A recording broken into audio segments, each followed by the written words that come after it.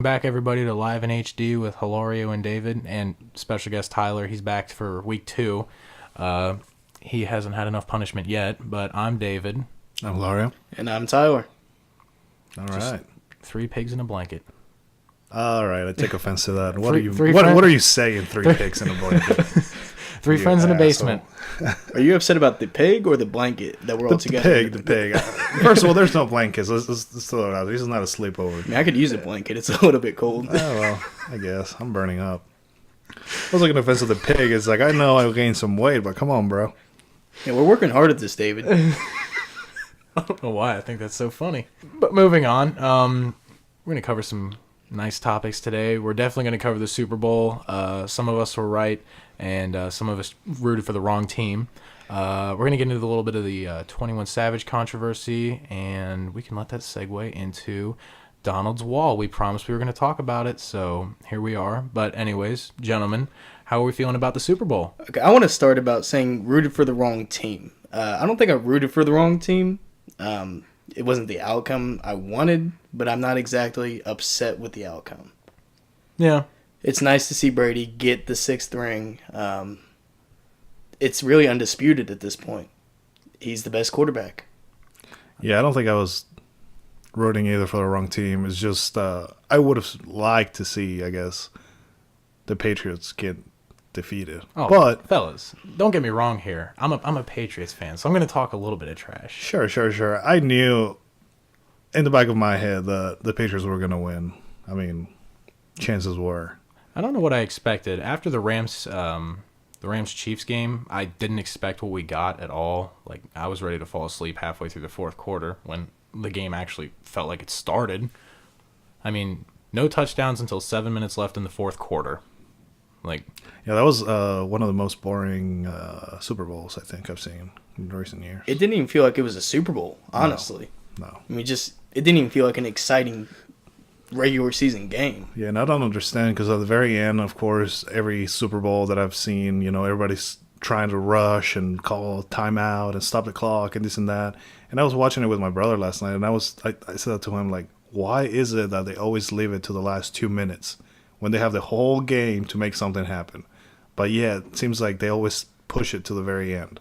It's like, come on, guys. Especially in the Super Bowl. Yeah. There's nothing after this. Your season's over, regardless. You're either winning or you're going home. Yeah, like after the interception, the very last one, and, they're still trying to rush everything and try to make it happen. It's like, guys, come on. You're trying to make something. I mean, it's possible, sure, but you didn't make it happen the whole game, and you want to make it happen in the last 30 seconds. Chances are it's not going to happen. And not to take credit away from either of the teams. I mean, both teams' defenses showed up, and I don't think anyone expected that because both teams have been involved in so many shootouts this season. I mean, the Chiefs slaughtered the Patriots both times on defense. You can't hold Patrick Mahomes back forever, but at the same time, they held, I think, the number 1 offense in the league to 3 points, and not to mention Brady and company got held to 13, only had 3 going into the 4th. I mean, that was fantastic defensive play and great scheming by both defensive coordinators, Bill Belichick and everything. It's hard to bet against them these days. Where do you see them going from here? Do you see Brady coming back even more hungry, try to get the 7th to really solidify it? Or do you see him kind of backing off, trying to bring up the next generation? I think at this point they're definitely going to draft a quarterback high this year. They whether that be their first round pick or if they trade up, I think they're going to take somebody to groom behind Brady within the first 2 rounds. I like Will Grier from West Virginia. If for nothing else, good old country roads. Take me home. Take me home. But from here I see them. I think they have one more in them. I know no one wants them to go back again, with the exception of everybody in Boston and me. And everybody else who's a fan. On the bandwagon. Everybody else on the bandwagon. Yeah. At least I've been riding the same bandwagon my entire life. So you can give me that. Back and forth. A little bit, Yeah. But I think Gronk is done now. I have a hard time seeing him coming back, but he might have one more year in him. I disagree with you, man. He's young. He's hungry. He has, 4? He has 3. He has 3. He's going to go for the 4th. I'd love to see him go for the 4th. I don't want him to retire. I mean, his personality is not one to quit, I wouldn't think. I don't think so. I mean, he took that shot in the leg, so Yeah, he was you know, limping. yeah, he wasn't doing good. After post game, he was talking about how bad it hurt. He said he could barely walk, but he wasn't about to let Bill Belichick out drink him. So if nothing else, I can respect his alcoholism. I mean, it's the name of the game. These guys have played football pretty much their entire life. Yeah. They know the risks. They know the injuries and how to recover from them. Oh, and he has enough money to sit on for years to come. His family, his next generation, they're completely covered. They have nothing to worry about. But what I'm more interested in is where do the Rams go from here? Because this brings up a lot of questions. Jared Goff has been very, very lackluster in the postseason 2 years in a row. I mean, did they decisively beat the Saints? Yes, they walked in there and won, but not only did they need overtime to do it, Jared Goff didn't look amazing that game. And then he does this in the Super Bowl. And this is a year after they lost, I think, in the divisional round. I don't remember who they played last year, but Jared Goff, again, was pretty underwhelming. There's enough star power on both sides of the ball on that team with Todd Gurley, Brandon Cooks. I know Cooper Kupp was hurt, but between all that star power, they shouldn't have had that much of an issue. They should have been able to run on the Patriots. It was just a great defensive plan by Bill Belichick. See, I don't think it's time to worry yet. They are a very young team, and they have gone this far into the playoffs consistently. Not to mention, most of their core is going to stay intact for the next year. They signed Cooks, Donald. Goff still has like 2 or 3 years left on his rookie deal. They'll be able to go places, but I really feel like here in the next 3 years, I think I can see them back in the Super Bowl again. But a lot relies on Goff and what McVay can keep cooking up for that team. It all depends on what they do. I mean, they could come in, they could start really building this team up to try to make it a true contender, or they could just stay young, keep making the mistakes they are, and they could sizzle out. I mean, you've seen that on plenty of teams before in the past. It really feels like with the NFC, it's a different team every year. I mean, look at the Eagles. They did make it into the playoffs. I thought Minnesota was going to beat them out, but Nick Foles decided to come back and be a hero again 2 years in a row, and I was genuinely worried about that. But we'll see where they go from here. I don't know who my early pick for next year's Super Bowl in the NFC is. I would love to see Drew Brees win another ring before he goes out because I think he's got maybe 1 or 2 years left. At best. Well, I mean, we'll see how elite he can keep it himself. But with Ted Ginn, Alvin Kamara, and Michael Thomas, of course, that team's not going anywhere anytime soon. They should be fine and set for another run. Although after next year, their payroll is going to increase by a lot because they're going to be looking to re-sign guys like Kamara and Thomas. But I think for now, the Saints might be my early pick for the Super Bowl next year. I don't trust the Rams in the postseason enough. And I think as far as the AFC goes, I'm pretty sure the Chiefs. I think next year the Chiefs might have it, but I'd like to see what the Patriots do in the offseason. If Gronk stays and they get a stud wide receiver or something, I could very easily see them going back and repeating. I got to stay hopeful and root for Cincinnati. We'll have a little bit of hope for Cincinnati. I do like the coaching hire, getting the Rams quarterbacks coach. I don't see it as an immediate turnaround. I don't see them going deep into the playoffs next year, but I do at least hope to see a young, new, fresh team with a fresh coach to try and push them to get at least to the playoffs. I'll be very curious to see who wins the AFC North next year because you've got the Rams who just got Lamar Jackson, but everybody has film on him now, and the Chargers shut him down pretty effectively. You've got the Steelers who are going to be without Le'Veon Bell and possibly Antonio Brown, the 2 best players on their team aside from Ben. And then you've got Cleveland, who were upstarts with a new head coach in Freddie Kitchens, and I've got a lot of faith in him, and I think they might make some noise next year, maybe go 10-6, win the AFC North.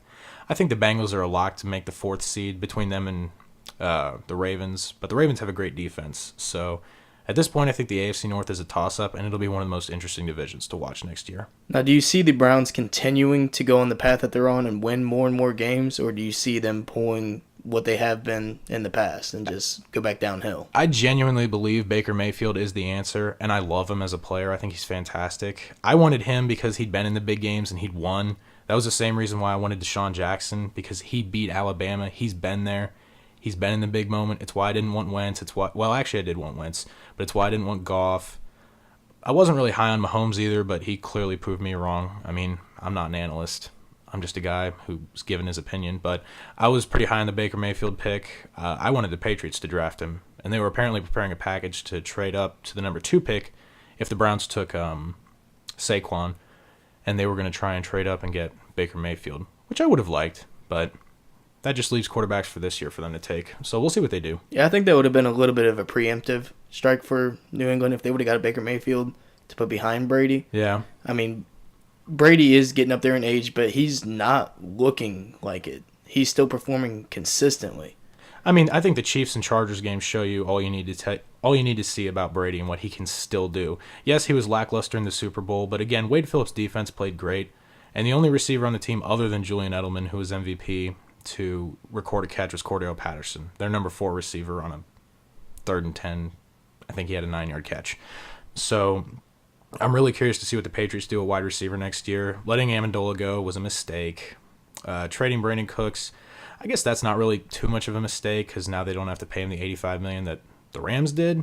I know he worked out great for the Rams. I love Brandon Cooks. All the love in the world to him if he's ever listening to this.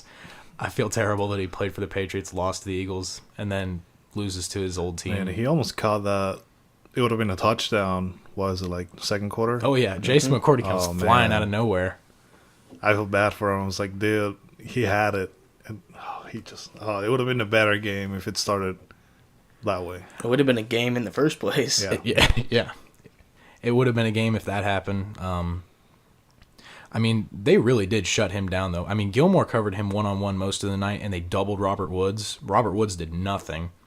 Brandon Cooks had his catches, yes, but most of the time I think it was when they were playing zone and they weren't on man-to-man. I mean, Gilmore did fantastic. He had a really great game.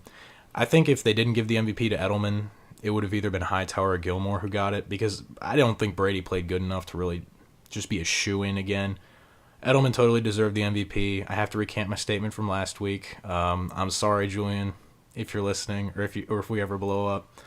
I was wrong about you. You are a number 1 receiver, and I got a lot of love for you. So I hope you can keep doing what you're doing and see the Hall of Fame one day. Can we talk 1 minute about the halftime show? Didn't watch it. Didn't watch it? You didn't miss anything. Yeah, it started and I had to go. Well, I didn't have to, but I just didn't grab my attention, so I went and got some food. Came back once the third quarter was going on. Quite a disappointment. No sweet victory. Yeah, I mean, that was so hyped up that it was going to be Sweet Victory, the SpongeBob song. They teased it. They showed the little trailer to it. Had the intro, straight into sicko mode. Travis Scott. Which is a good song in its own right, but... Yeah, but everybody was expecting this to be performed by Maroon 5. I was too. I was bummed. And then nothing. I mean, after that happened, I took a shower and I was just, I was like, well, nothing's happening, so I don't think I'll be crying if I miss anything into the third quarter, which is unfortunate. I think even if you hate the Patriots, and I mentioned this earlier, you can hate them all you want, but they've provided some very entertaining Super Bowls. The Falcons won. Yeah, you can hate them. Hate that they came back. But it was a great game. The Seahawks won with the Malcolm Butler interception. I don't think I've ever had so much adrenaline coursing through me as I did that night. My dad was pissed at me at how loud I was getting. So, I mean, they've provided some serious entertainment in the past few Super Bowls. Even the Eagles won, which I'm sure everybody was the happiest about. They still had a shot in the final seconds.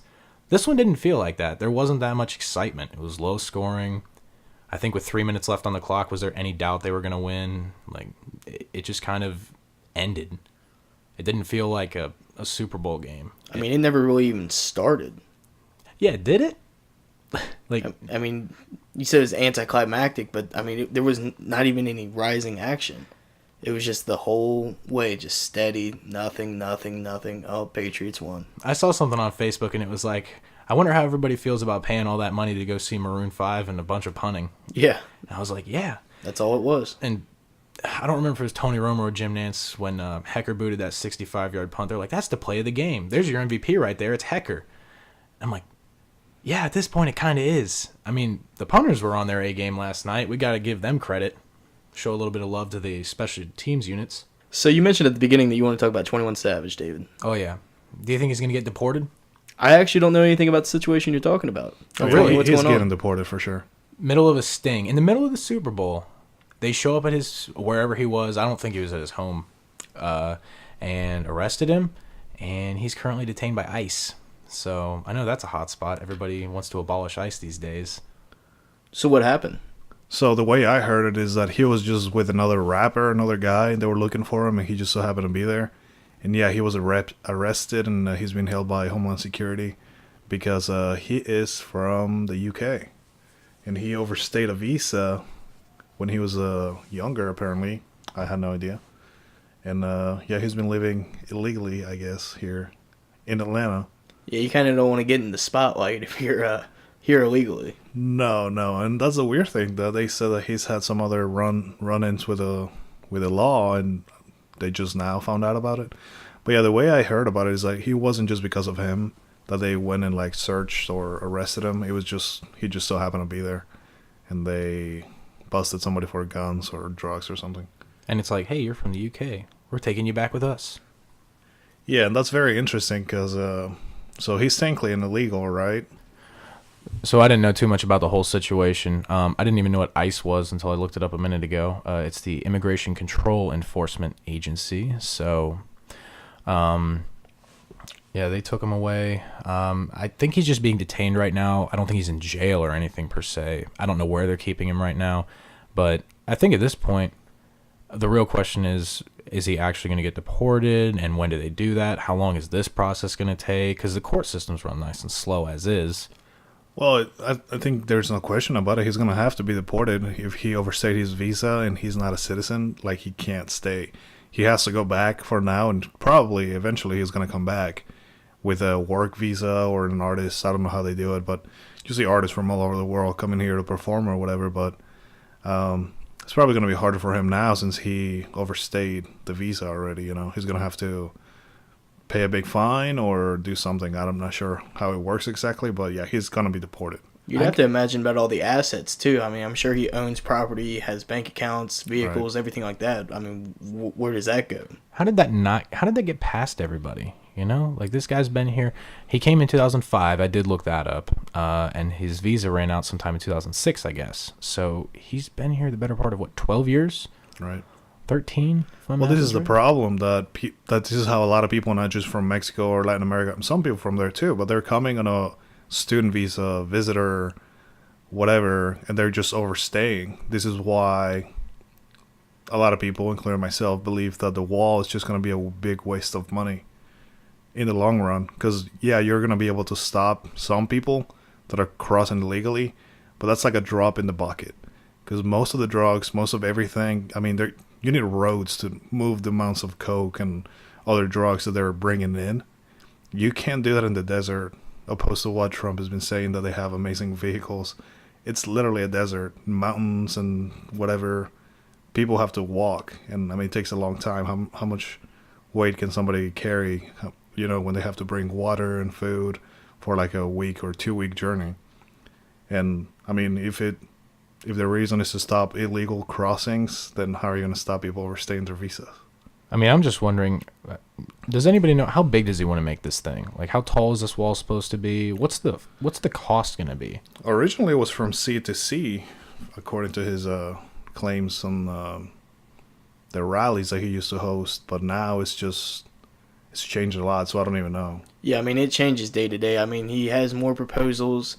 He sends it to try to get passed, gets denied. I mean, he's tweaking it constantly, trying to get it passed, trying to do exactly what's best for everybody that the Republicans and the Democrats can both get behind.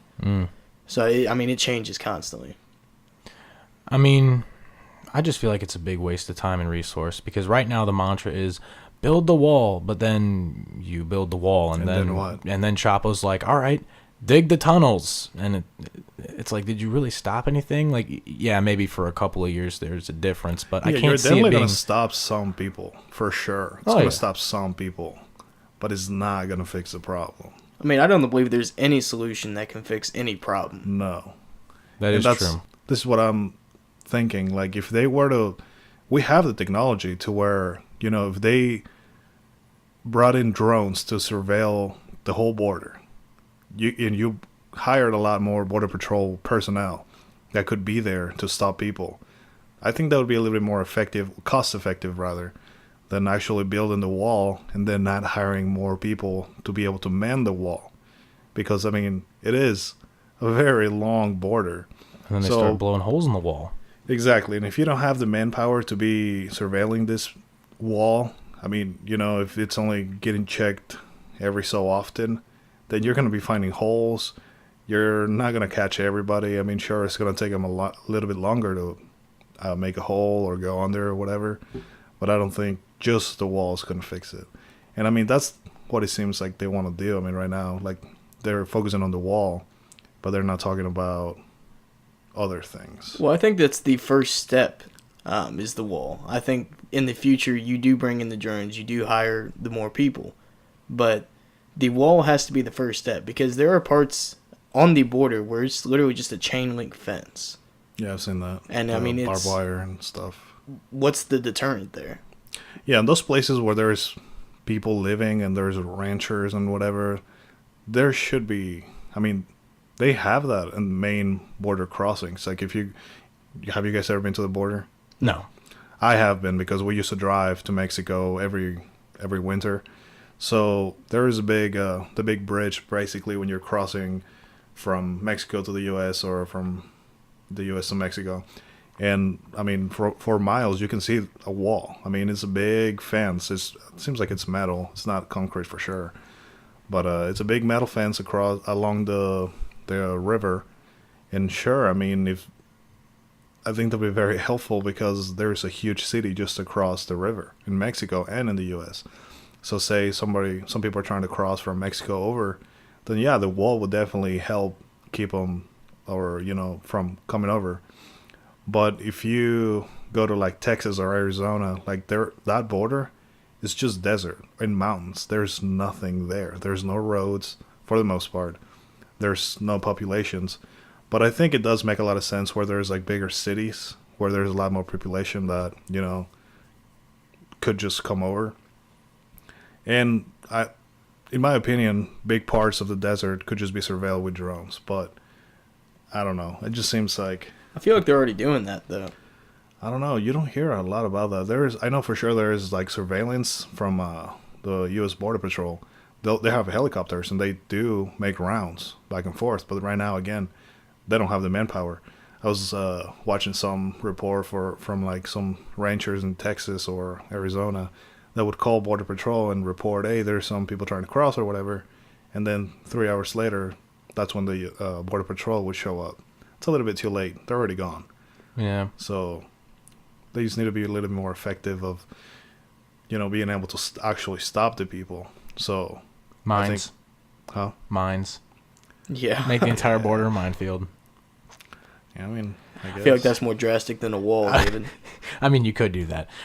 No, but what I think Could is do a lot of stuff. one good thing about the wall is the amount of jobs it would create for a while, because that wall is not going up in like a year's time. I mean, if they're actually going to build this thing, you could create a lot of jobs by doing that.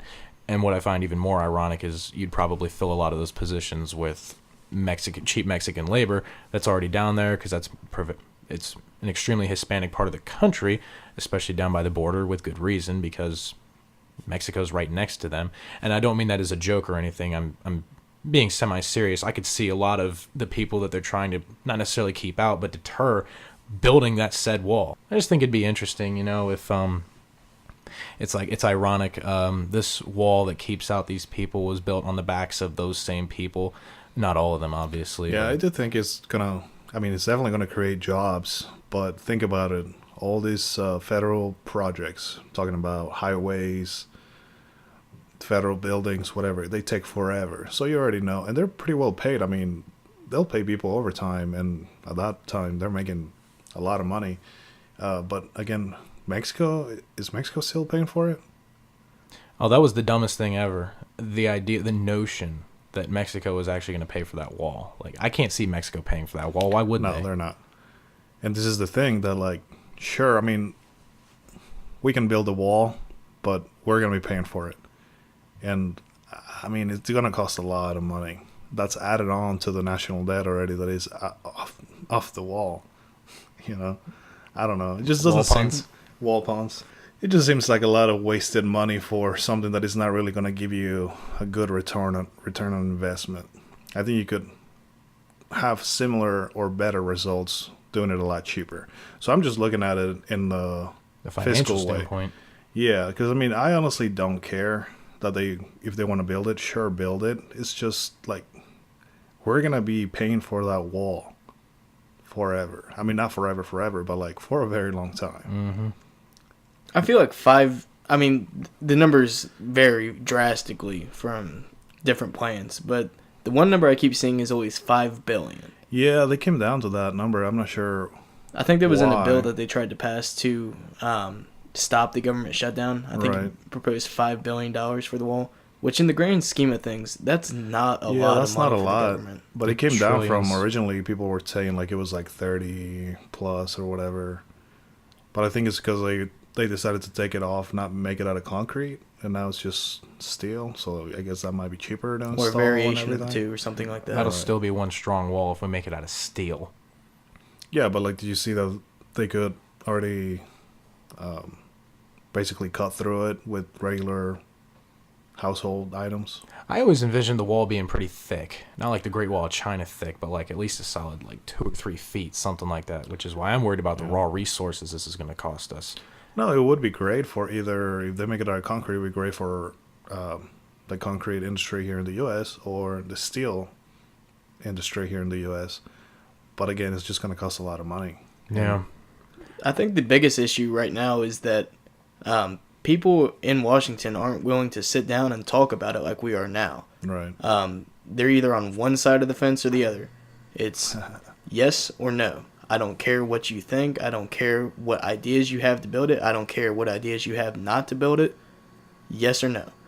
And that's the big issue, I think, is right now that the wall is more symbolic than an actual Oh, physical absolutely. wall. Yeah, because it's not getting us anywhere. I mean, they're just like, oh, no money for the wall, or we'll shut the government again if you don't get money for the wall. It's like, oh, come on, it's just ridiculous. I mean, it's documented in interviews and everything and speeches from presidents. I mean, since we were born, definitely. Every single president have said, immigration policy, we need to do something about it, do something about it, do something about it. And Trump is actually trying to do something about it, but he is so hated by the media and by the far left that they don't want to hear it. Well, I think the wall is like like you were saying, it's like the beginning, but like that's not even touching on all the other issues that are there about immigration. Like right now, I think a great way to stop all these caravans going from Central America or whatever, I think it'd be wise to change the rules as like why are they coming here? Because they know that if they get to the U.S. to a port of entry, they're going to be granted asylum. What if that's taken off the table altogether? I mean, I think that would deter people from coming in such large numbers. What if maybe going in another direction, instead of trying to keep them out per se, and I'm not saying let everybody in, what if we looked at the actual laws to becoming a U.S. citizen and trying to make it easier on these people? Because then you would hope they'd be more encouraged to do it the legal way. I don't know what kind of effect that would have. But if you make it easier to become a U.S. citizen, they'd have less reason to hide, especially with people who aren't transporting drugs. Drugs are drugs. Obviously, the government wants to keep that out. And if you're peddling in that, they're going to try and keep you out one way or another. But if we look at the laws and try and reform and make it a bit easier for these people to come over, because a lot of them have kids and everything, and they're just looking for money, trying to make their lives a little bit better. And then they can Well, worry about not necessarily having to work under the table and everything. right. What you just mentioned about making citizenship easier, that's not going to happen. I can tell you that right now. Democrats would like that very much, I think, because most of the time they appeal to the lesser, to the minority groups and everything. Republicans would not let that happen. And I don't think citizenship per se to these people coming over is a requirement. But if they had some sort of program, which it's in place, I mean, this is happening already, but it's just really hard to get on those programs, like temporary work visas. Like, I know people that come on the summer and they work outdoors, in fruit farms. They work out in the fields, and they're coming to work on a visa. And guess what? As soon as the season is over, they go back home, and then they'll do the same the next year. That helps them out. They make minimum wage for us, but for them, that's a lot of money, and that takes away the want to be here. Because I know back in the day, it used to be a lot easier to cross illegally. And this is what people would do already, doing it illegally. They would come over, work a season, 6 months, 7 months, then they would go back home, then they would come back the next year. And again, they're doing this illegally, so it's not okay. But after it started being tougher to cross, then people just started staying here instead of going back home because it was just too hard or too risky to get back in here. And so that kind of kept them, because people are here illegally wanting to go back home to their families. I mean, their parents are dying, their kids are growing up, and it's not necessarily that they're here to because they want to, it's just out of necessity. So I think some work permits or visas would be a lot better than actually trying to get citizenship for these people. Now, if you're talking about the quote unquote dreamers, that's a little tougher because it's like if somebody told you tomorrow, hey, David, guess what? You are actually not an American. You were born in Russia. I don't know. Not Russia. Somewhere else. Yeah. And you're like, what the hell? Like, I grew up here. I don't know this other place that I'm supposedly from. They're like, well, sorry, you got to go back. It's like, back? What do you mean? Like, I've never been there. I don't remember ever being there. And I think that's a place where a lot of people are. See, I completely agree with that. With most of everything you said. With the work visas, absolutely. The naturalization process to actually become a citizen, I don't believe should waver at all. Because once you actually do become a full-on citizen, you can use the benefits of a United States citizen. Right. That's voting, getting on any of the government programs, public schooling, anything like that. And that should have to be something earned. That shouldn't be anything that anybody can just come in and get for free when every other working American is paying into it. Right. And it's taken away from us. Yeah, and I don't, like you were saying, in order to receive help, if you're talking about schooling for like Pell Grants or college loans, you need some sort of a Social Security, which people that are here legally don't have. So at that point, they can't move on like that. But for let's say dreamers, like they are like they have DACA, so Deferred Action Act, so they're not getting deported right now, which they might lose it if Congress doesn't get their game on. I hope they don't. What? Get their game on? No. I hope DACA doesn't get repealed. Yeah, but I mean, because right if now, you're a kid, it's just tough. I mean, and even like, sure, I mean, they technically did nothing wrong because their parents brought them here, but they are not from here, but yet they are working, they have jobs, and and something that people don't realize, in order to have that DACA card and stuff, you cannot have any criminal record whatsoever, or you just do not qualify for any sort of benefits. If you've ever been into jail, if you've ever been arrested for anything minor, it doesn't matter, you do not qualify. So all these people have better records than a lot of the population. So I think one way to take care of that would to be like somehow make them like permanent residents or give them the so-called green card. That is not citizenship. You cannot vote with it. You cannot that's the only benefit of being a citizen, that you can take part on elections and such. And if you just have the permanent resident card, that just means that you can be in the US without being deported. You can go out, you can come back in, you can have a job, you can do everyday things. And usually people with a green card can eventually, after 10 years, be eligible to become a citizen, to apply for citizenship. It doesn't guarantee that you're going to become a citizen.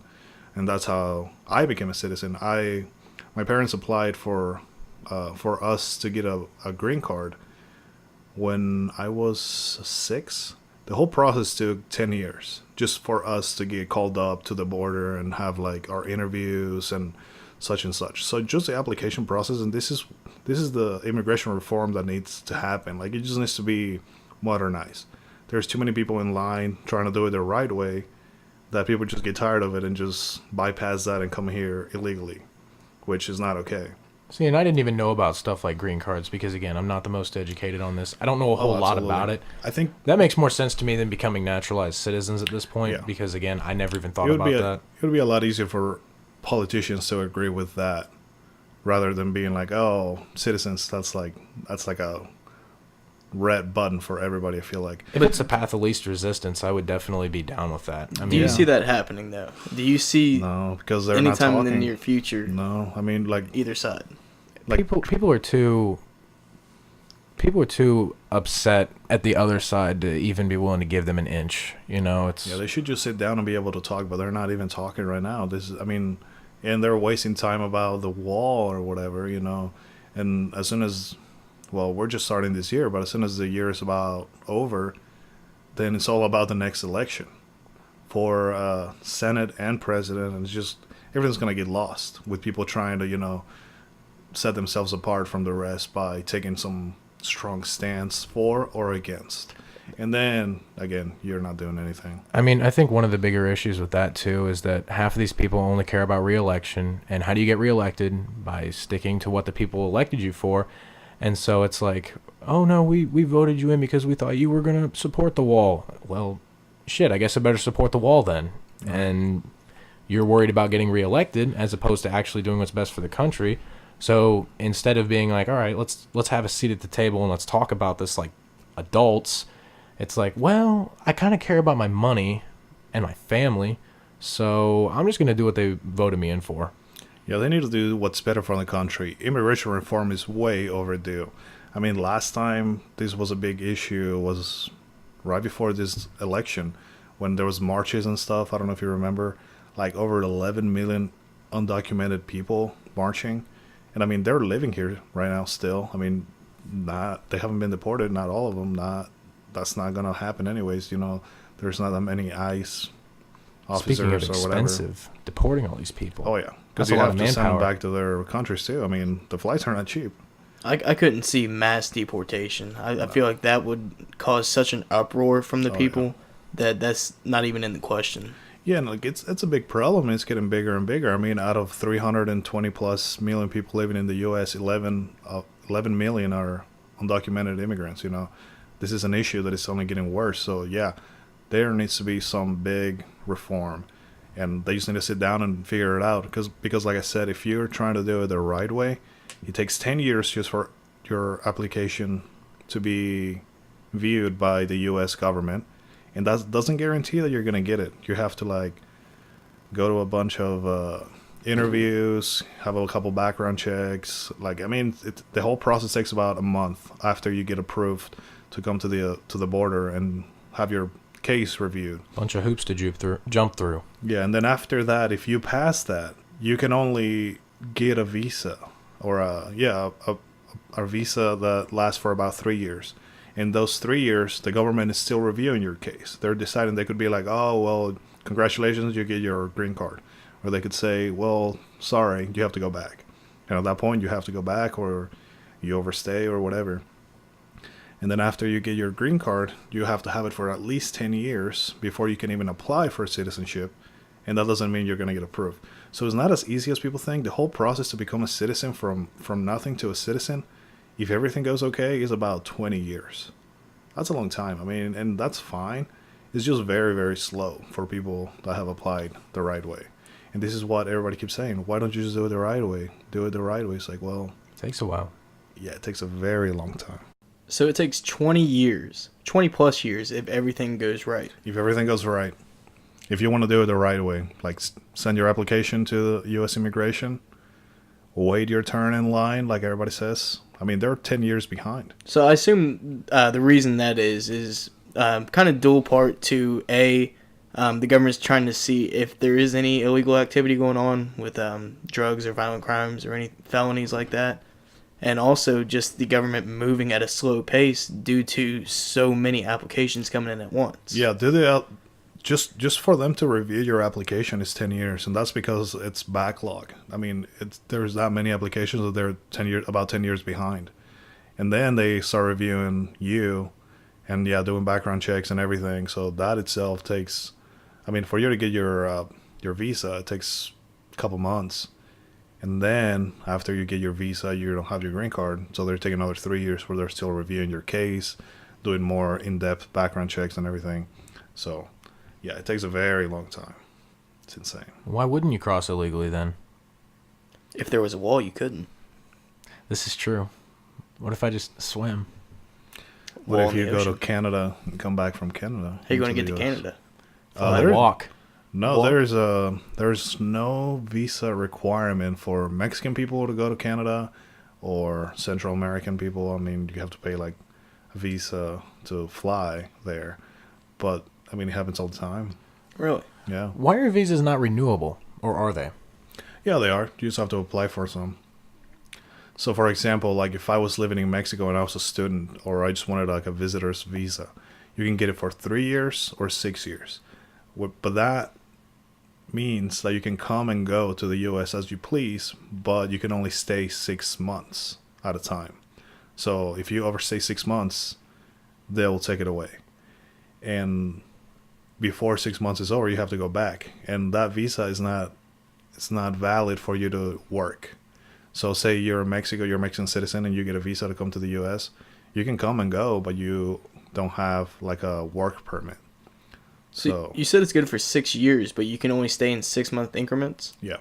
Is that 6 months United States, 6 months in Mexico? Do you have to wait 6 months to re-enter?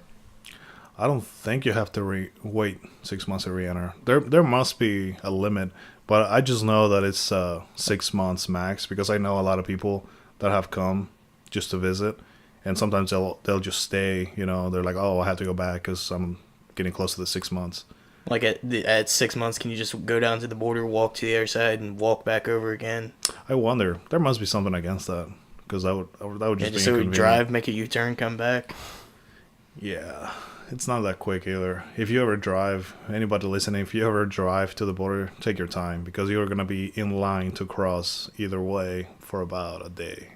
Really? Wow. Yeah. Like this, it's very inefficient. There's only about 3 major border crossing bridges and checkpoint stations between the U.S. and Mexico, and yeah, it takes forever, especially during the holidays where everybody that lives in Texas or whatever wants to drive down to Mexico, visit family or whatever. It takes forever, just sitting there in line, and then once you get to Mexico, you have to get in line again to get a permit for your vehicle. So yeah, you'll spend a good 3 days just trying to get everything situated in the border. That's crazy. I mean, do they have like gas stations and restaurants just like right there? Oh yeah, I mean this is why the border towns are so popular. I mean, people need places to eat, places to stay, so it just creates a whole economy, really. It's kind of fascinating, actually. All this talk makes crazy. me want to watch Sicario again. Yeah, so if you ever seen Sicario, the scene where they're trying to come back to the U.S. and they're stuck in the bridge with all that traffic, that's how it is. And you'll be there for 6, 7, 8 hours trying to get into the U.S. And then this is why I'm saying that we need a lot more Border Patrol and more manpower, just because people coming from Mexico into the U.S. or from the U.S. to Mexico, not everybody gets checked. So if we take a car and we drive to Mexico, it's a 50-50 chance that they're going to check our car going into Mexico, or 50-50 chance that they're just going to let us drive right in. Kind of similar thing coming from Mexico to the U.S. You'll be in the bridge, they'll check your paperwork, there'll be dogs walking around your car, there'll be people with mirrors checking under your car, they'll ask you what you're bringing, and depending on if they sense that you're a little bit sketchy or the dog sniffs something or whatever, they might ask you to pull over for a more in-depth checkup, or you might just be able to come right in because they cannot physically check everybody. So that's a big issue. Well, then again, if you're up to something, you'd hope these guys would be able to tell. Or I know some people can have a great poker face and everything. Oh yeah, absolutely. So I mean, at that point, you're catching about half of what's coming in. And that's why I'm saying, contrary to popular belief, like I don't think the bigger quantities are coming through the desert and mountains and everything because it's just not very efficient. But if you can get, like you were saying, somebody with a great poker face or somebody that drives across the border for a living or has family or whatever, and they're not being checked, they could get a lot of stuff in. So I think they need to invest in better technology of checkpoints and more Border Patrol agents, better equipment. I do know that the majority of all the illegal drugs do come through the checkpoints. Yeah. And like you said, it's a 50-50 shot whether you get checked or not. But all the other stuff that comes in from where there is no fence or the fence is so little, the chances of getting that through are much, much higher than 50-50. I wouldn't put them up there in like the 90 to 100, but they're higher than 50-50. So even though there's less quantity because it is harder to actually do it, you have a better chance of getting it through. Maybe. Probably. I would say if the person carrying it survives. Yes. Because again, they're making this journey through very rough, tough conditions in the middle of the desert where, it gets like over 100 degrees during the summer. And it's still hot, really, really hot during the day, really, really cold at night. I mean, that's why it's called a desert. And there is still some security. Well, they do have people flying around in drones and everything. Yeah, there's checking, but I mean, they could hide, if they have like thermal mats or whatever. And they're not doing this through, like very populated areas because it would be easier for them to get caught. They're doing it through like the middle of nowhere. So at that point, I mean, yeah, chances are if they are successful, they're going to get through. But I don't think a whole lot of people can have the abilities to survive. I mean, you'd also have to think that the people that are doing that and making that journey are going to be the ones that are more dangerous. They are the ones that know they can't get in through the checkpoints. Sometimes. I mean, there are people like professional smugglers that know the ways, and they will charge people from Central America or Mexico or whatever they want to come, and they'll bring them over, but they're only responsible to like show them the way. And then when it starts getting harder and harder, then that's when you hear about like cartels taking over and making people carry things for them. And like, they don't care if somebody passes out because whatever, because these are not just like old, strong, marathon running men. These are like kids, girls, women, like older people. And yeah, I mean, just a little bit of everything. So, when they're being made, it's like, well, you're going to take this for me. And they're like, no, I don't want to. It's like, well, you either take this for me or you're done. They're like, all right, well, I guess I'll take it. And then it's just up for luck. I don't know. It's very interesting. So, yeah, it's an issue. I mean, a wall would help with that for a while. Because say you do, let's just say we do build a wall. So you're going to take away some business from the cartels and everybody trying to cross this drugs. How long do you guys think that they would find another way to bring them in? I think they would find another way to bring it in immediately. I think they already have plans if the wall does happen. I think they're going to know how to do it. But the way I see it is that you can't just do nothing about it because you think they'll already be another step ahead. Right. Sitting back and doing nothing is not the right answer. Right. No, I agree with that. And that's why I'm saying that I don't necessarily think the wall is the answer, but I think a lot of investment, because this is what Republicans and Democrats are saying. The Democrats are saying we want border security. And then Trump's like, well, no, you don't want border security because you don't want the wall. It's like, no, we don't want the wall. And it's a mess. I mean, I don't agree with that. Both should compromise and give in a little bit. I mean, this is just getting ridiculous at this point. I think it falls into the whole, if it's not broke, which it is. It is. It is broken, but it's like, well, we've been doing things for so long and it's kind of functioned. Let's just, instead of pissing anyone off and doing something, let's just keep things the same. I do want to get both your opinions on this, though. Do you actually think the wall will get built? Just a yes or no. Do you think it'll get built? Yes. Do you think it'll get built? No. I don't think so either. I have a hard time seeing it. I don't really... What do you mean, though? I mean, you don't think that there's going to be any construction done at all? I do not. I don't think they're going to... I I'll don't tell think you you can this get it much. done. There is parts of the border, like Trump says, that are already built.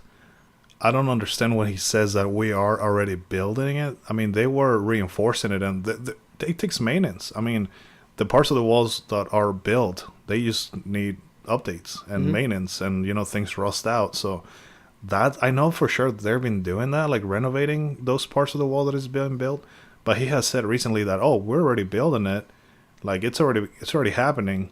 But then again, he turns around and says, but if we don't get money for it to build it, I'm gonna declare a national emergency. See, I don't think it's going to be in the ludicrous drawings and visions that they're proposing right now. Like the huge walls of the metal beams, like 50 feet in the ground or however long it was into the ground. Man. But I do see some sort of construction being done. I do see if it just the existing wall that is there, reamping that up, making it stronger, making it a little bit bigger. But completely tearing it down and building a new one seems a lot further off than improving the one that we already have. I think that'd be a quicker and simpler fix, reinforcing what we already have. But that's what I mean when I say yes. I do see the wall being built. I don't see it being this grand thing that was originally thought of, but I do see something being done about it. I can definitely see something. I think he'll get something done in his presidency.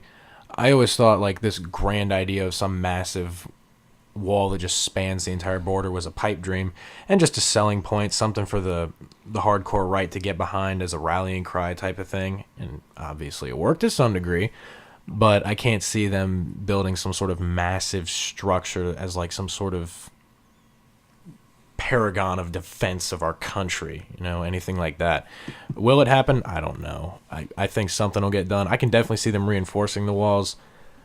I just don't see him getting the funding to build some sort of massive structure over all those miles. Yeah, I don't either. Do you think he'll get that people will come together and they will fund it, or how do you think it's I mean, they already had the GoFundMe page that earned, what was it, like $20-30 million in a few days, yeah. In a few days, and GoFundMe shut it down. People were already donating. People want to fund this themselves. Right. If Washington won't, they'll do it themselves. I think that's great. I mean, if people could do that, and like if they would have let it run, I mean, I don't know that they would be able to gather that much money. But at that point, sure. But then again, I don't think the U.S. government can just take the money. GoFundMe money. No, it has to be appropriated by Congress, and I don't think Congress is going to go do that. If it did happen, like if the GoFundMe actually worked and they actually did start building the wall, I'm not particularly for or against the wall. Sure, yeah, I guess you could ahead. kind of say I'm on the fence about it, or on the wall, if you will. I wouldn't object to it. I mean, Yeah, I'd me be like, neither. fine, go ahead and build it if you've got the funding, and I didn't have to pay anything for it. Go ahead, knock yourselves out, Exactly. build the wall. That's the issue that I have with, like, I don't want. I mean, obviously I'm not going to pay for it myself, but like, out of our taxes, it's going to go there, which Yeah. I'm not okay with. But I mean, there's so many things that our tax money goes that's wasted that could be that's how we got on used differently. deficits. I don't even know how much it is now. The national debt, 23 trillion or something like that. something insane. I'll look it up. It's definitely insane, and it's only getting worse because of interest. So, I mean, in order for us to get out of that, I mean, just with, I don't know. I mean, it's going to take a long time. And I'm just saying, because we're young still or whatever, and like all these old people in Congress, they're going to be around to pay for it. It's still going to be us. All right, so for everybody who doesn't know, the national debt is currently sitting at $21.97 trillion. 21.97 trillion. Yep, so we're almost up to $22 trillion in debt. And like the U.S. is like the strongest nation in the world right now, right? Oh, yeah, I mean, For the most, I mean, basically GDP, military, advanced, like, oh yeah, it's the if best something country out there. if something bad happened to us, it'd be bad for the whole world. But this is what I'm saying. Like, I do believe in, like, you should look at history because it does tend to repeat itself. If you ever look at all the great empires, the Roman Empire, whatever, they get so big. And, like, something small could take them down. I don't think anything could take the U.S. down except, like, Mutually assured destruction.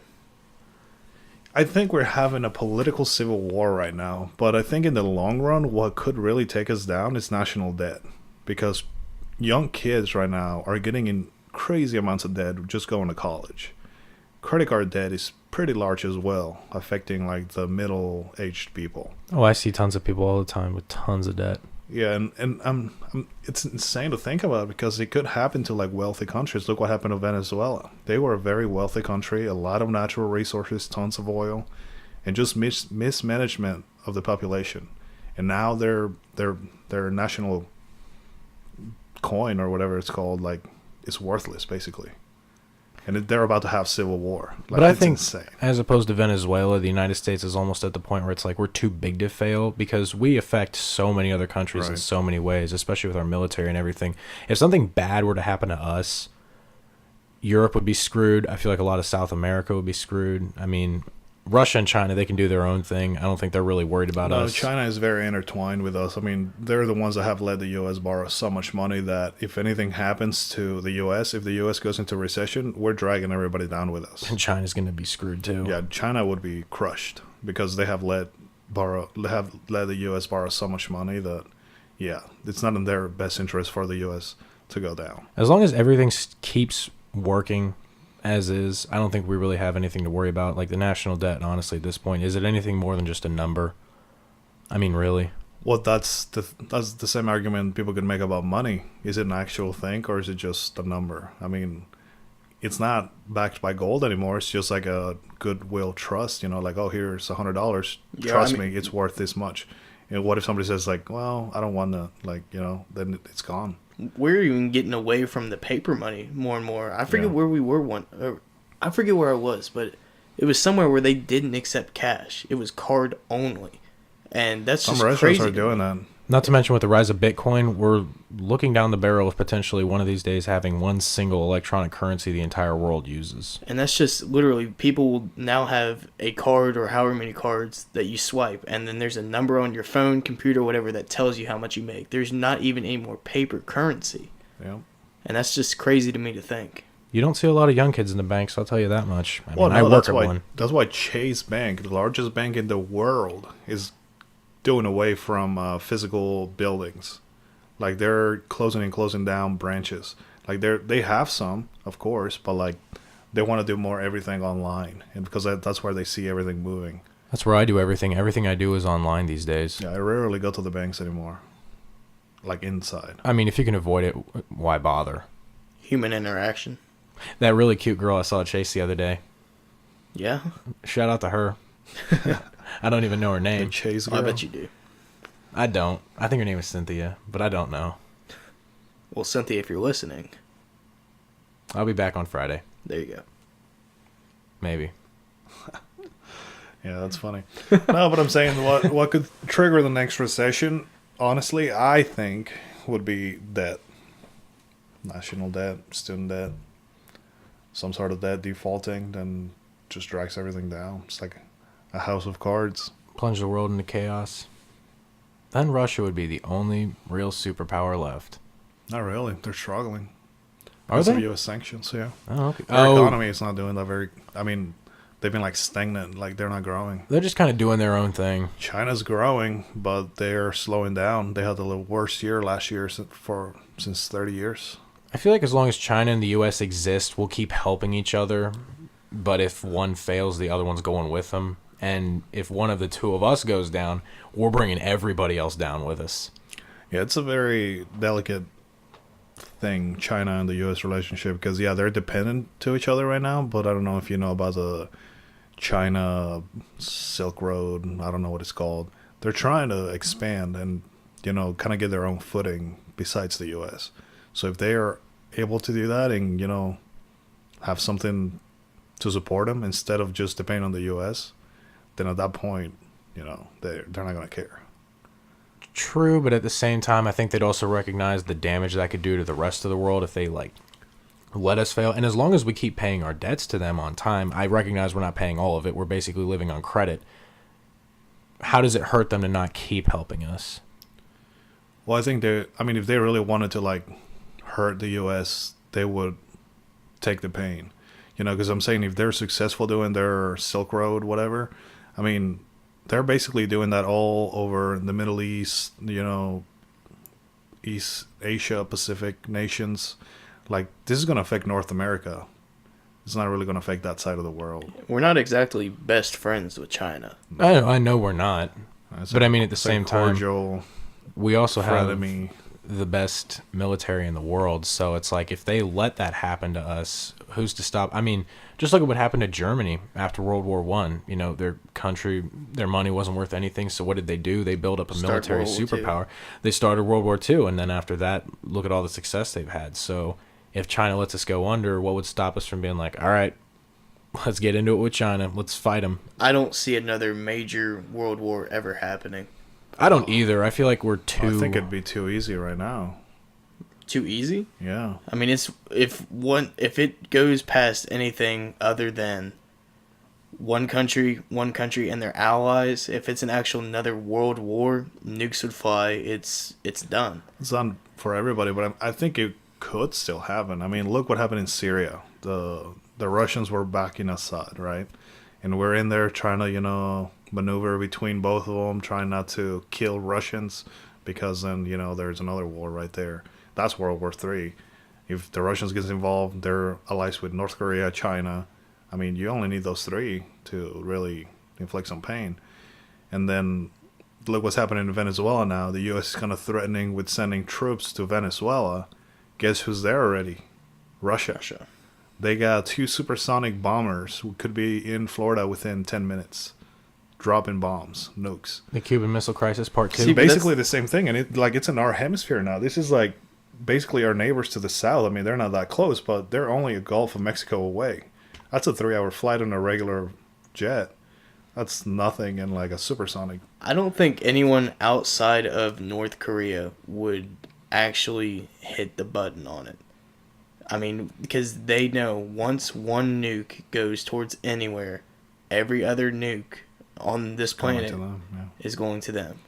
Well, that's the dangerous part about that, because North Korea and Russia are like buddy buddies. North Korea and China are buddy buddies. And then Iran trying to get nukes. I think they're like, I think they wouldn't care to die as long as they would take us out. Oh yeah, They're like fucking crazy. I don't think China per se likes North Korea, because if you remember when Kim Jong-un was saying he was going to drop a bomb on the U.S. and everything, even China was at this point telling him, like, just back off. China stayed out of it for the longest time, but they're still trading. That's where North Korea is getting most of their money, from trading with China and Russia. they stayed neutral just purely for the fact that they didn't want to piss us off. It's not that they stopped backing North Korea and that they were supporting us. It's just they wanted to throw their hands up like, hey, we're not in this. Yeah, they're buying out on that. coal. But it's like from when you're at North a Korea. bar or something like that and your buddy's trying to fight and you're the one holding it back. Like, just it's not worth it. Just stop. He wasn't holding North Korea back.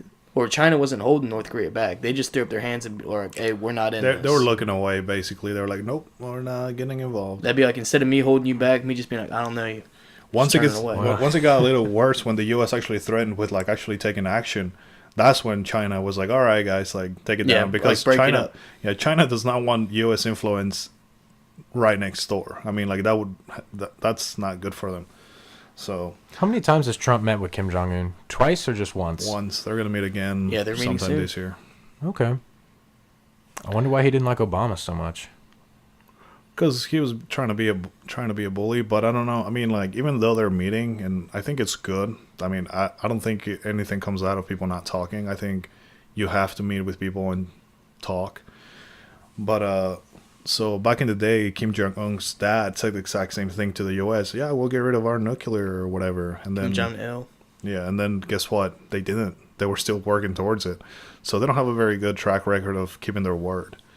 So, they could say, yeah, sure, we'll disarm or whatever, but, like, we need to get people down there in check. Even then, interacting with them at all on any level, if they're willing to meet with the president and everything like that, I think is a step in the right direction. Is it a solution? No. Will you solve everything? No. But I think it's at least a start. Oh, It's I at least agree. showing that they're willing to at least fake it, at least fake that they're going to try to do it.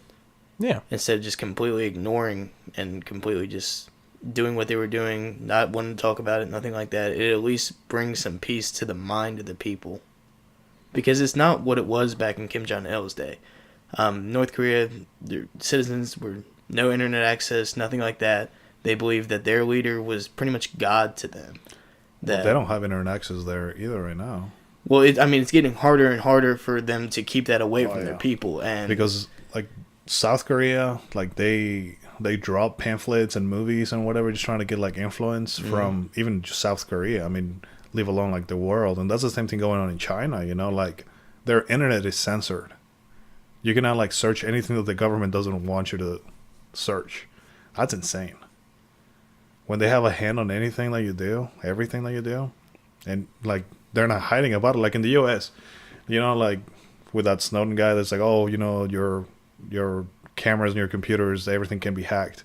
It's like, well, it could. It might be. Who knows? In China, it's like, they are. yeah. Like, there's no question about it. They are. So just be careful. Same thing in Russia. They'll listen to anybody that goes there, spy on everything. So it's like, shit, well, It's definitely, that's why they say, like, this democracy thing is like an experiment. And, it's working so far, but How long? yeah, how much longer? We'll see. Well, on that happy note, David, you seem like you're about to cry. I seem like I'm about to cry. Nah, just kidding. Oh, China. I'm still mad about the North 3 Korea. pigs in a blanket comment at the Well, beginning of this. Yeah, you asshole. Nah, just kidding. Jeez. Old jokes, David. Old jokes. I thought so. Yeah. Like, you're joking. I was just messing with you. I don't really no. care about the 3 Tyler's pigs in a like, I'm gonna blanket. kill a motherfucker. Oh, yeah. I thought you were commenting on my weight. It's like, well, I haven't dropped 100 pounds like you. I was I'm definitely still- not commenting on that. Okay. Just want to quick- cry on the way home. No. Yeah. Don't cry on the way home, Tyler. One single tear. What? It's going to be a big tear, but it's going to be one single tear. You know what's funny about losing weight? I started out at 305, and I could always poke fun at everybody and be like, "What up, fat ass?" and all that kind of stuff. Now, if I do it, I'm just an asshole. Yep. I mean, you were always an asshole, but now it's just a different reason. I mean, I don't think I'm gonna fight you on that. I think I'd agree with you on that, but now I'm more of an asshole. Yeah. He's like, every time I heard that, I still felt it. I don't care if it's self-deprecating. It hurt. No, it's all in good fun. I think next time we should talk about a little bit something happier, maybe weight loss, because I'm actually very interested in that. I didn't know Tyler also lost 100 plus pounds. Yeah, I started off at 395 pounds at my highest. Over the course of it is about 13 to 14 months, I dropped down to about 275. And right now I'm trying to put on as much muscle as I can. I'm back up to about 310. Actually, it was about last week I was working out with you, and I decided I'm going to try to cut down back to 225. Try to get to what I was in 7th grade, I believe. Oh wow. Damn. Yeah. That was me in 10th grade. That was when I got about that heavy. Because I weigh less now than I did freshman year. I was 210 freshman year, and I'm about 200 right now. 395 was rough right out of high school. Wow. I remember that. Yeah. That's crazy. I'm close to the heaviest I've been ever. So I definitely want to, I've been trying to cut down. So I think next time, I think a lot of people struggle with that. It's not easy to lose weight, but I mean, I'm sitting here with 2 people that have dropped over 200 pounds together. So I think next time, next week, next time we have a podcast, we should talk about that a little bit more. Maybe about what you guys eat, meals, whatever. Bulking versus cutting, Absolutely. all that kind of different stuff. Different ways to do it. We are professionals. I wouldn't go that far. I mean, We've been there. I don't have a degree or a license. I don't believe or anything. anybody's a professional on it. I mean, something that worked great for me might not work great for somebody else. It Yeah, all that's depends true. on your body type and what kind of exercises your body reacts to the most. True. There's a million ways to skin a cat, so there's a million ways to lose weight. It's about finding what's right for you. And just sticking to it. Yeah, I think that's why I want to hear about your guys' each journey and see what you guys did and see if any of that would work for me or for anybody else listening. Because like I said, weight loss, it's really hard for most people. And it's something that I think a lot of more people could relate and might find a little more interesting than our gloomy talks about the world and we all going to shit. Well, we did spend 15 minutes talking about football. Yeah, again, this is a very hectic podcast. I kind of like it. I mean, we touched on current events of Super Bowl. We're gonna get a little bit political from now and then. It's a little bit of everything. It's like opinionated news. Oh God, we got too much of that. I wish there was a channel where we could watch the news without the anchors giving us their opinion. Wouldn't that be great? Let's just start a news channel. If this blows up, we could. I mean, there's already like all those different podcasts on YouTube, like Louder with Crowder, stuff like that. He's Shout obviously far right, but yeah, shout out to Louder with Crowder. Who's that? He's this far right guy who, are we still recording? Yeah. Yeah. Oh, okay. He's just a guy on the far right who always gives his opinions, usually about social issues and everything, kind of like the low-hanging fruit, like that It's Ma'am video. Like, he'll just completely shit on those people for like 10 minutes apiece, which it appeals to the far right, so there's that. I can get behind some of his stuff, but It's humorous. yeah, I think it usually is. I can usually get a kick out of like hardcore or the more far right and left political videos. There's so. definitely radicals on both sides. Oh yeah, there's radicals on both Absolutely. sides. That's why I don't identify as a Republican or a Democrat. I'm more of a Same. constitutionalist myself. I'm more of an anarchist. There you go. A little bit of everything for all different tastes. I don't know. I like to watch both sides. Like I'll go and watch Fox News for 10-15 minutes, and then I'll go and watch CNBC or whatever. MSNBC. MSNBC. CNN. Yeah, CNBC. That's a stock channel. Never mind. MSNBC, and it's funny. I mean, like again, it just pisses me off that both of them are so opinionated. It's like, just give me the news. Tell me what this guy said, and that's it. Like, I don't want you to interpret, like, try to explain me or swing me your way. I know you have an opinion, but like, don't try to influence my opinion. Let me make my own opinion. I see. It used to be like that. It used to be that they would tell you what happened and let you make your own decision on it. And now they're pushing their own propaganda, which is why I actually started reading the newspaper again. I'm just picking up the local newspaper because I feel like that. I mean, it's still opinionated. You're always going to have a bias, but at least that you're not having someone speak it to you. You can kind of read between the lines yourself. They're always so smug too. Yeah, the one thing I've noticed, I mean, when I watch Fox News, or what's her name? The judge, the lady. Judge Judy? No, is she black? Janine something? I She's don't in know. Fox News. I never watch the news. She's this lady, and she's always like, I mean, I don't know that she's yelling, but it just sounds like she's yelling. She's like I'm watching and I feel like I'm being reprimanded. It's like, okay, You did I'm just this. trying to watch this. What's going on? Why are you yelling at me? I didn't do anything. Like, Who's Jesus. the blonde girl on Fox News who was ripping into LeBron when he was giving his opinions? I forget her name. Kelly? Tommy Lauren, something. No, Tommy Lauren's hot. She was hotter a year or two ago. What happened in the last year or two? I don't know. She's losing it. She's getting older. She was like hot and perky. Now she's. Did you like, get a new TV with better definition, or Probably. yeah? No, I mean, just Damn, like 4K. I mean, some people look great when they're young. I think that's her. And I mean, I'm not saying she's not ugly at all, but like I think a year or so ago, like when she was like really popular, and like she just looked a lot better. Now, like I just saw her actually like 2 days ago, and she's still up there, but like not as attractive as she used to be. She's a little crazy for my taste, but I don't know. Crazy is my taste. Yes. Well, see, like everybody finds a niche and then they like exploit it. Because if you go back to like when she first started, like she was just like a normal news anchor person, and then she found out that people like rants and her getting mad and making a face, and it's like, okay, well, I'll make money out of it. Hey, she made a lot of money. Good for her. Yeah, got to make that money. Mm-hmm. All right, guys. Well, I think that's a pretty good place to leave it. Sorry, everybody, for getting so gloomy, but hey, this is what you're going to get. A little bit of everything. Not always like that, but hey. All right, we just want to thank you guys for having me on again. Yeah, no problem, man. Thanks for Absolutely. coming, David. And we'll look forward to next week when we talk about some weight loss. Yeah, we'll try to make it all about, well, not all about weight loss, but vastly. We'll cover some other stuff too. It will be interesting because you and me have taken very different paths to reach the same goal. True. So it'll be interesting to get kind of both sides of two completely different paths to get to the same place. And, you know, someone might like this path, someone might like that path, and someone might like something right down the middle. There's always something for everybody. It's just about finding it. Cocaine. I lost all the weight because I started doing heroin. Yeah, smoke crack. I don't smoke Because- crack, motherfucker. I sell it. What is that from? You've never David. heard that? No, Control by Kendrick Lamar. Nah. I don't Never know heard what you're that. talking about. Well, I'll show you then. You're an After we outlier, end this. David. You're an outlier. Fair enough. Stay golden, pony boy. All right, everybody. Well, that's all for this week. Tune in next week to see what we get into, and thank you for listening. And we'll see you later. See ya.